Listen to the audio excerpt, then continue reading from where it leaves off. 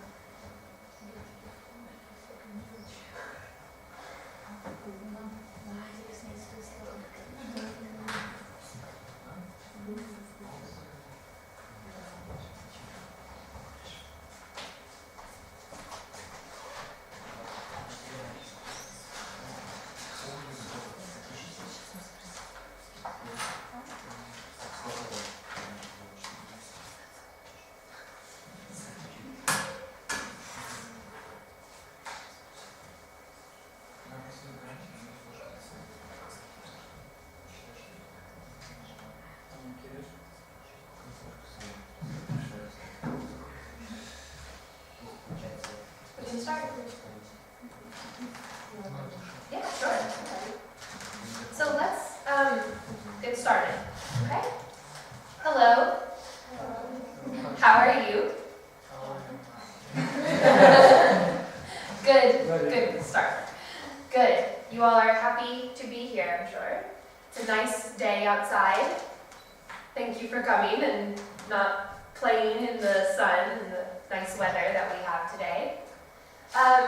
So today I am going to talk a little bit about myself, what I do here in Kirov, things that I like about Kirov, things that were I didn't expect, just a lot about my experience, my time in Kirov.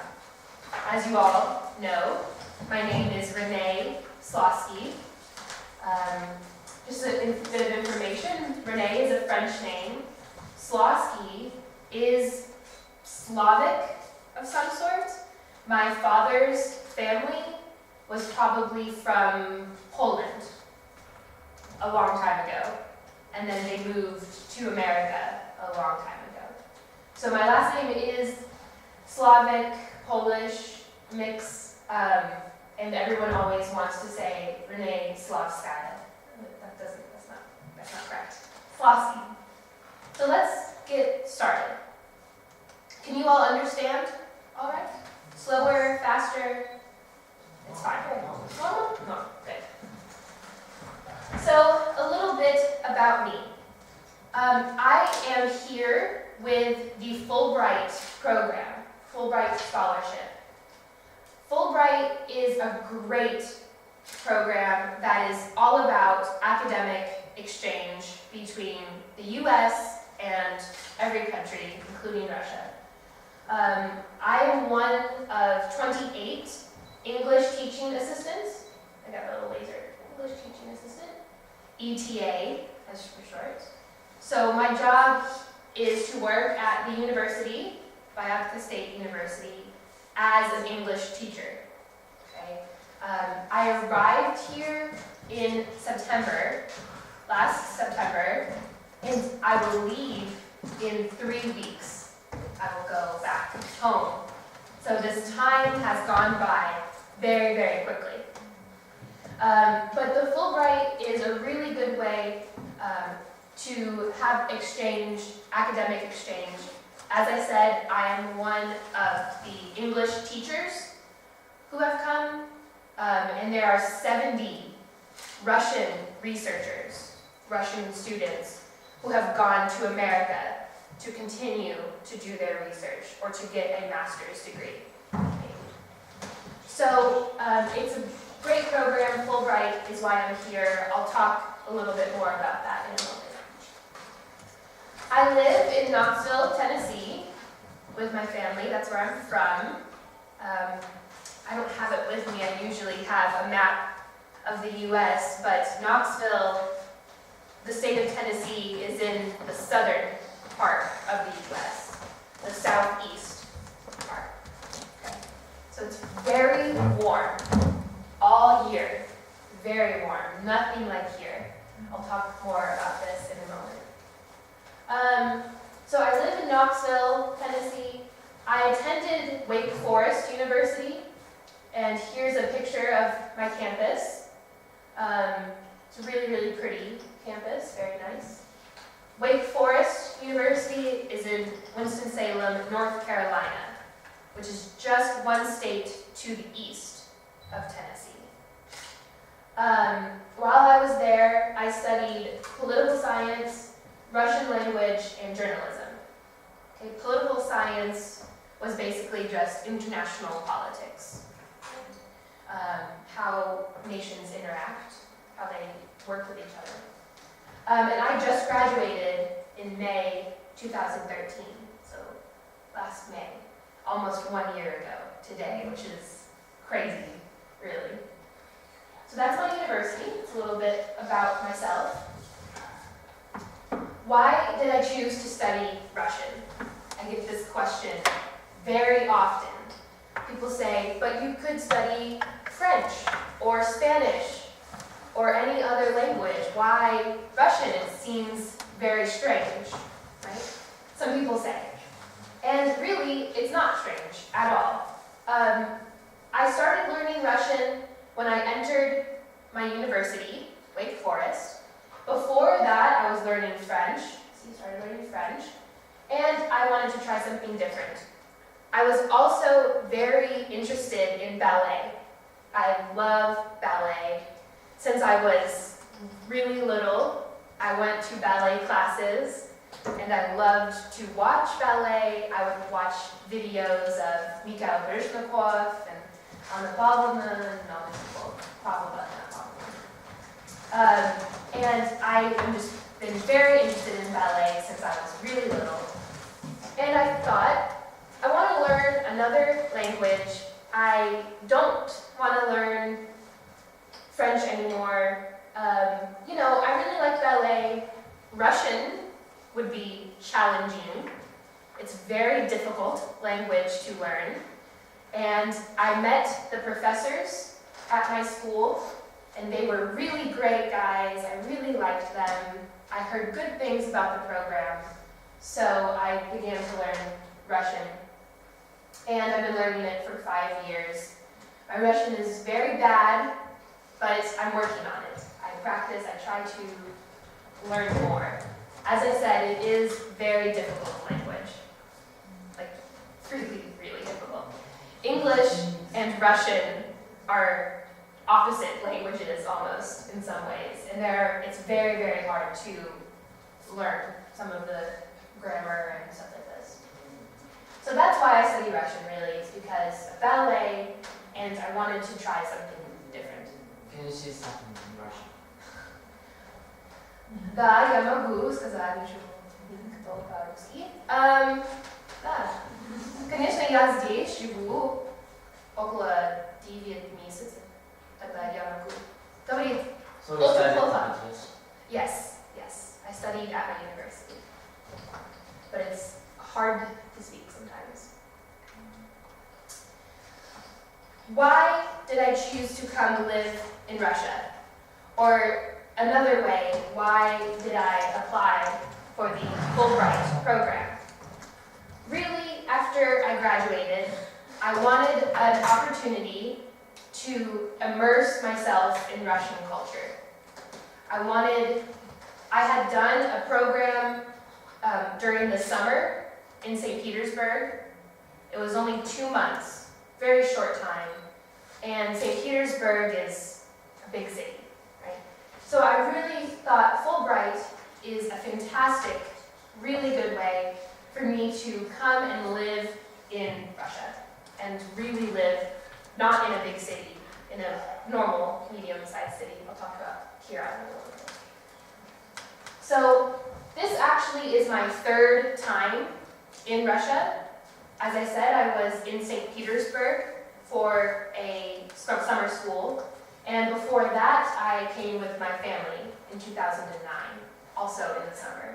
So I had never experience winter, which I'll tell you about. But I wanted to live in Russian culture for more than 2 months, to live for a long time.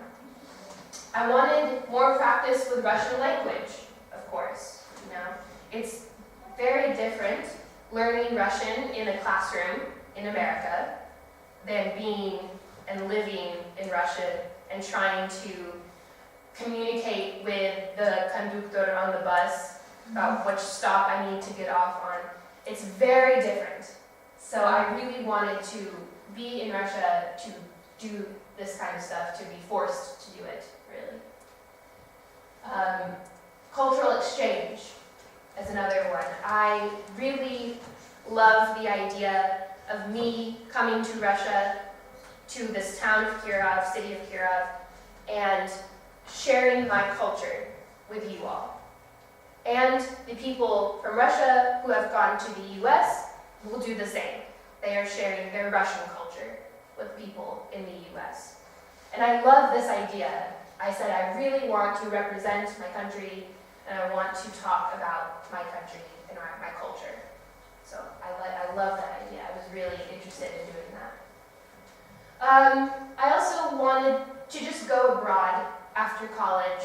It's kind of a tradition, not a tradition I guess, but it's a common thing in the US, if you can, after college, to go abroad for a year, either to volunteer or with a scholarship program like I did, or something like this. And it also was a good opportunity to travel. Since I've been here, I've been to Yekaterinburg, Kazan. I'm going to Yeshkar-Ola, Nizhny Novgorod, Slobodskoy, I was just there. Orichi, I was there, yeah. So I get to travel around some more. I went to visit my friend in England, because it's still far from here, but it's closer than if I were to be in the US. So I like the ability to travel also. It's another reason why I decided to live in Russia.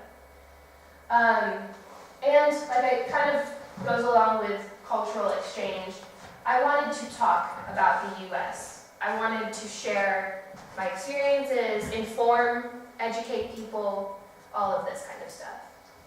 I thought it would be a very good opportunity to kind of represent the US to people, and I really like it. This is, obviously Red Square. When I first arrived, the first day, I always get so excited because it looks so romantic, really. And I remember the first time I saw St. Basil's Cathedral there, I thought it was much smaller than I thought it would be. Because I've always seen the picture in textbooks and stuff. And when I came with my family in 2009, I said, that's really small. It's not as big as I thought it was. But it's still beautiful, and I still love going to Red Square, feeling like you're really in Russia. You know? This is an image of my luggage. I like clothes, and I had a very hard time packing enough things for 9 months. What is it? My luggage from the US. Yeah. I had 2 big bags. Each had 50 pounds. I don't know how many kilograms that is, but 20 kilograms each? 21? It's pretty heavy. Yeah, I bought not many things. I had to buy winter boots, of course, good boots. I did not buy a fur coat. We were just at a factory in Slobodskoy, and I was thinking maybe I should, but no. Because I won't, it'll be too big to take back. I don't know what I would do. Some scarf, some dresses and stuff, just little things. Because I will have to take everything back, I will have to start to pack my suitcases soon. But also, you know, coming to a wintry country like Russia, you have to pack thick jackets and thick pants and sweaters. So everything was very big. So it was very hard to pack to come here for 9 months, and it will be hard to pack soon to leave also. I think I have acquired some things. So that just shows you how much stuff I had. So what ideas did I have before I came to Kirov?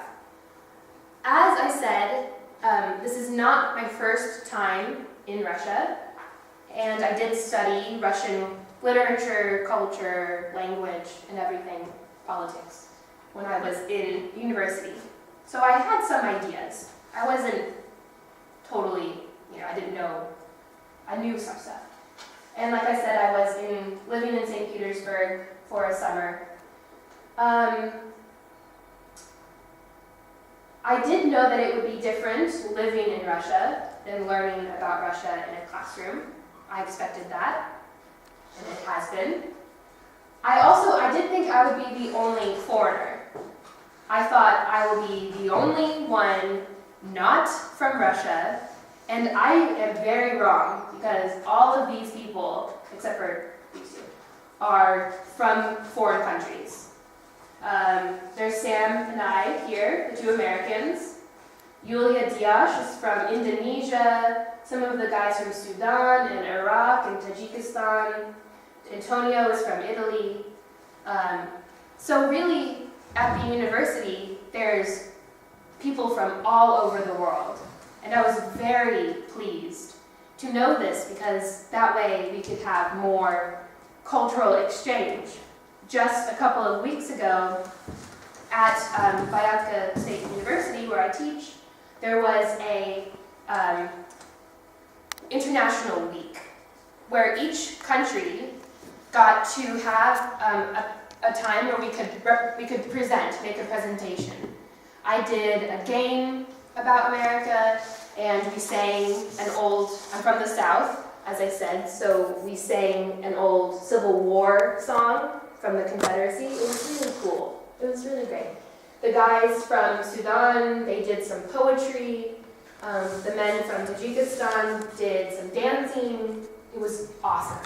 It was so, so great. I really loved it. So I'm very happy that there's more foreigners. And of course, Sam has been my rock here because she's lived here a long time, so she knows everything, and she taught me everything I needed to know. So it's been I've been very blessed to have so many foreigners to work with. Really, I thought that there would be less English speakers. All of you here in the school, I thought, my Russian is going to be fantastic because I will be speaking only to Russian people. But, there's been so many people that I've met who have great English. They're fluent in English, really. And I was like, wow, this makes my job much easier because then I just have to talk normally with people. It's great. Because, I thought Kirov isn't the biggest city. I don't know how many English speakers will be there, but there's been really talented students and people I have met through the American Foreign and everything. So also before I came, I thought, oh my gosh, 13 hours on a train, that's impossible. But now, the ride from Moscow to here, I thought, oh my God, it's so long. But really, I think it's quite fast now. It's just 13 hours. You go to sleep, wake up, and you're in Moscow. My family, my parents came to visit me. They came at the end of March, and we took the train from Moscow to Kirov, and they were like, oh my gosh, it's so long. When are we going to get there? And I was like, just nothing. So I was like, oh my God, 12 hours or 13 hours is really, really far. Why do you think it's not? I just got used to it. It became normal. So you travel from Moscow to Vladivostok? I have not. Right. There are some Fulbrighters out in the far east, some people who are teaching English. And they have to say, it's not close. It's not easy for them. 13 hours for me is nothing. For them, they have either 7 days or whatever, or a long plane ride, maybe. So for me, now, I'm lucky. I have only 13 hours, which I never thought I would say. So why Kirov? People ask this. And I must say, in all honesty, I did not choose Kirov. I had no choice in where I would live. Am I happy that I ended up in Kirov? Of course. I will talk about everything I love about Kirov. But the ETA participants, the teachers, do not choose the city. The cities are chosen for us. So I got an email last May, and it said, "You will be living in Kirov." I was like, oh, where is Kirov? And I looked it up, and I say, oh, it's not in Siberia, because they told us that our universities were very wide range. Starting in Arkhangelsk, in the far north, all the way to Vladivostok. And when I got that email, I said, please, don't put me in Arkhangelsk. Don't put the 2 Southerners that are in this group who have never seen snow, except for a couple times, in the far north of Russia or way out in Siberia. Please don't. So I was lucky. I got put in Kirov. As I said, there are ETAs in other cities like Khabarovsk, Novosibirsk, close to Vladivostok, Kyzyl, way near the border with Mongolia. So Irkutsk, Ulan-Ude, a lot around Kazan, a lot near Nizhny. So we're all over. And I got put here in Kirov. So this is a pretty picture I took. Look at how nice that looks. I think it's pretty. And the snow melting. And this is me on the first weekend I was here in Kirov. And it was already starting to snow. You see I had my hat on and a big jacket. I was like, oh. But I really do love Kirov. So a little bit more about what I do exactly. I teach English. Here's me and some of the first year linguists. They're great kids. I teach English at Vyatka State University, basically. That means I have English language clubs that I've organized, one for small children, one for adults, and 2 for university students. So these are optional. People from the university could come and practice, or they didn't have to come. That was really great. I've had very good discussions in my English clubs. Really, we had a lot of fun. Also, I guess you could say I guest lectured in classes.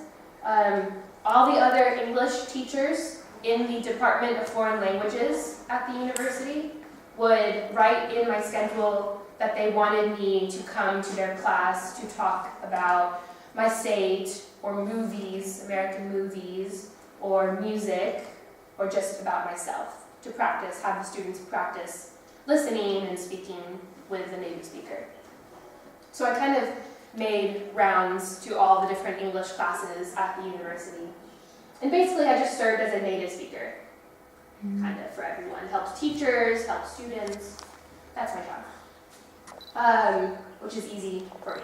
Except for when people ask about grammar, English grammar, I'm like, I really wish I could help, but for me, it just sounds correct or it sounds wrong. That's as simple as that. I can't teach grammar very well. I'm like, I don't know. But I'm here to help when I can with stuff like this. Because of course I learned English grammar when I was small. Like, could you teach Russian grammar? It's kind of hard, I think, if you've been speaking it your whole life. So I also, of course, volunteered at American Corner, which has been one of my favorite parts, I think, about this experience. Meeting people, taking out books, coming to events. It's been great. And I received Russian language tutoring also. Some of the foreigners you saw in the other picture, we have a group class where we all practice Russian together. And I had some individual classes, so I received some Russian language tutoring also. Of course, besides teaching, volunteering, I have many friends that I've made here. We go to like Jamal, or get sushi, or go see a movie, stuff like this. Just a normal Kirov. So what is my impression of Kirov? I love Kirov. Here's a picture of me and some of my students also. A really nice park I walked through with a friend one day. It was really sunny and beautiful in like October. I think Kirov is great because it reminds me very much, it's very similar to my hometown of Knoxville, Tennessee. The population is the same, about 500,000 people, 500,000 people in my city and here. It's very comfortable. Really, that's one of the main words I would use to describe Kirov. I feel safe, I have friends, I can get anything I need or want, food, clothes, anything. It's very comfortable to live here. It's the perfect size, there's lots to do. I know people say, oh, there's nothing to do, but I think if you look, you can find things. Like just last night, all the museums had events, and we have this here today, and there's all kinds of stuff to do, really. And it's, as far as the lots to do point, in my town of Knoxville, if you asked students at the university there, what is there to do here, they would all say, nothing, this town is really boring, there's no fun things, no concerts, so it's the same. People here say, oh, there's nothing to do, but really, there's lots to do. People are really nice, very kind, like the kindest. I have met the most gentle-hearted, great, wholesome people, just fantastic. They've let me into their homes and given me mounds of food, eat. And they've taken me to, which is very Russian, they've taken me to, different cities and just let me into their homes and been so kind. I really could not ask for nicer people. Yes. And I really think that in Moscow, people aren't as nice, or in other cities maybe, they aren't as nice. And I can say the same for my city. People in Knoxville are very kind. They're good people, usually. And so it's really comfortable. I've met just the best people. I think, one of the things I'll miss the most, the thing I will miss the most are all my friends when I leave. Absolutely. Great students, right? Here, I said, here are some of my students. Really good kids at this university, well, adults. They're very smart, very motivated, some of them, most of them that I've met, some of them. And very inquisitive, right? They're asking questions, they want to know. Just been really pleased with the students for the most part. Really beautiful city. Oh no. Beautiful city. I like the pointer. Again, this park is gorgeous. The river is really pretty. Oktyabrsky Prospect, I love to walk up and down, it's nice. Really, you have a beautiful city here. Very Russian and nice. No, I have not been. It is too cold, right? Very cold. It's too shallow. Too shallow. And also, I don't know how safe people have said, it's quite dangerous a little bit. So you said it's beautiful, right? It's beautiful to look at. It's beautiful to see, and it's, you can see very far. I like it. Yeah. Like I said, great friends and good food. I love Russian food. I've made pelmeni at my friend's house like 3, 4, 5 times. Homemade, where you do it and close it up. Yes, it's so good. I love it. So good food. The cake, what is it, Poliet? Right? That's Полет. pilot. Полет. Полет. It's delicious. Kirov made, right? What's the difference between Russian McDonald's and American McDonald's? People ask this a lot. Yeah, there's a difference. I don't know what it is exactly, but it tastes different. I think it's the cheese. The cheese on the burgers, McDonald's burgers here, is white, usually, and it tastes kind of different. Also the size. Tiny Coke. Yeah, right. An American McDonald's, with the stereotype, you get bigger burgers and bigger fries and bigger Coke. Thicker. Yeah, thicker burgers, yeah. So I can't say exactly what, but something about it. I really think it's the cheese. So portions smaller. Portions are smaller here, yes. And more expensive. It is actually, yeah. Here, it's more expensive if you translate the currency. We still go. When I feel kind of homesick, we go to McDonald's. It's good. It tastes basically the same. There's just a slight difference. Yes? Do you like pizza? I love pizza. Great question. Pizza. I love pizza. I've had some really good pizza. We order from Pizza Ninja a lot and get it delivered to the university for a pizza party. It's really good. Good pizza here. You can find pizza all over the world. That's one of the things I love the most about Italian food. Italian food is very popular, yes. So I love pizza. I've had good pizza here. But yeah, good food. Good food. So, that's my question. Look. What was shocking? What did I not expect? Or things that took me by surprise? Number one, winter. Like I said, I'm from the south. The lowest temperature we get in Knoxville is maybe -2 or 3. -2 or 3. Really. And if it snows, there will be snow for only 2 or 3 days. And then it's gone. So, I moved here, and it started snowing in November, the day after my birthday. It was like, happy birthday, Renee, snow. And it stayed until, what, March? End of March? Early April? April. So, it just was so different for me. I actually didn't know what ice on the ground looked like. I had never seen it before, so I'm falling all over the place until I learned that's ice, that's snow. Walk on this, don't walk on that. I really didn't know anything about winter.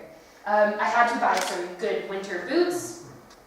Everyone told me your jacket is too thin. But actually it was okay. But they said, you need to wear this scarf and don't take your hat off outside. You will get cold. All of this stuff. It was actually not bad. This winter, everyone said, was not very cold, I guess. For me, it was cold, but everyone's saying, oh, no. This is an easy winter. Sure. But I lived. I survived. I can say now I've lived through Russian winter. Made it through. Another thing was the darkness. The darkness was how it started to get dark or to get light at 11 or noon a.m., in the morning or afternoon, and then it would be dark at 4 p.m. I was like, oh my gosh. That was very hard for me, and I think it's hard for a lot of people. To wake up, it's dark, go to work, it's dark, come home, it's dark. Dark night, long nights. And now it's kind of the other opposite. It's light out at 3 or 4 a.m. It's already sunny and the birds are chirping. I'm like, this is also weird. So those were kind of hard to deal with at first. Vaktorshi were very hard. We do not have Vaktorshi in America, anything like this. And I live in the dormitory for the university in the Profilatoria, right? So there's Vaktorshi there who are there all the time, right? There's 4 of them and they change every 12 hours, but they're always there. And they always ask, where are you going? Who will you be with? When will you come back? Why don't you go outside today? Why don't you find a Russian boyfriend? What are you eating? You are getting too skinny. What are you doing tomorrow? I'm like, oh my gosh. Yeah, and at first they thought I was very stupid. I really think they thought that I was not smart. And they would blame everything on me. We had a washing machine, and it would get little coins, or maybe some things from pockets, and it could have been me, it could have been some of the other people who used the washing machine, but it was my fault. It was my fault. Same with the toilet would keep breaking, and it would not work, and they were like, Renee, what did you do? You put something in the toilet, and now it will not work. I didn't do anything. So they are often very sweet and nice, but sometimes they are very mean. And they come to my room, and they yell at me, and then they leave. You know, and just in general, in America, if you have a room in a dorm, people don't come into your room when you are not there. Here, they're in my room every day when I'm not there, I think. And it's kind of strange to me. What do they do there? Clean every day. They don't have to clean every day. They mop the floor. They will change the sheets randomly, not without telling me. They move my stuff around, you know, because they're cleaning. And it's just odd, because as an American, we have privacy. It's very important. And people don't just come into your room. One time they came in when I was changing, just walked in, and I was like, hi. So it's been hard to be used to them, but I think I've grown to kind of like them a little bit.